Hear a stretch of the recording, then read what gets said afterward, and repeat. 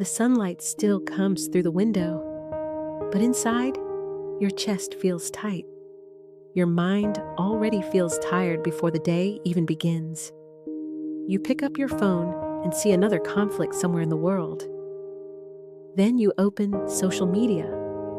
People launching businesses, people changing careers, people moving forward in ways that make you wonder if you're falling behind. And quietly, almost without warning, a question appears in your mind. Why am I trying so hard? What is all of this for? If you've ever had a morning like that, there's actually a reason. Your mind might not be broken. It might simply be searching for meaning. The writer Matt Haig understands this feeling deeply. In his 20s, he experienced severe anxiety and depression. There were days when even stepping outside the house felt impossible. The world felt overwhelming, as if everything was happening too fast. Later, he wrote about that period of his life in Reasons to Stay Alive. One of the most important things he discovered during recovery was surprisingly simple. When the mind feels overwhelmed, it tries to solve an entire lifetime at once. The future, purpose, success, identity. But the mind was never meant to carry all of that in one moment. So he began doing something different. He made life smaller. Instead of asking huge questions about the future, he focused on the next moment, the next hour, sometimes just the next day. He wrote, "You don't have to understand life all at once. Sometimes surviving the next hour is enough." That idea might sound simple, but when the mind is exhausted, simplicity can be powerful. Because life is not lived in grand conclusions. It unfolds in small moments. This is something Buddhist teachings have quietly been reminding people for centuries. Much of our suffering comes from trying to control what cannot be controlled. The future, other people, the direction of the world. But life has never been completely predictable. There is a gentle reminder often shared in mindfulness practice. When drinking tea, just drink tea. When walking, just walk. When breathing, simply breathe.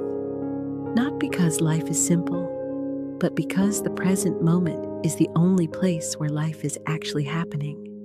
And when the mind returns there, even briefly, the weight it carries begins to soften. A similar idea appears in Japan in the philosophy of Ikigai. Ikigai is often translated as a reason for being, but it does not mean discovering one grand purpose that explains your entire life. More often, it is something smaller. A craft you enjoy, a garden you care for, a conversation that makes the day feel lighter. Researchers studying communities in Japan where people live long lives notice something interesting. People rarely describe a dramatic life mission. Instead, they speak about small, daily reasons to keep living. And those small reasons quietly give life meaning over time. The psychiatrist Viktor Frankl understood this perhaps more deeply than anyone. During World War II, he was imprisoned in a Nazi concentration camp. Everything familiar was taken away. His home, his freedom, the people he loved. And yet, even in that unimaginable place, he noticed something remarkable. Those who managed to endure were not always the strongest. They were the ones who still had something to hold on to. A reason, even a small one. Frankl often repeated a line from the philosopher Nietzsche that stayed with him throughout his life. "He who has a why to live can bear almost anyhow."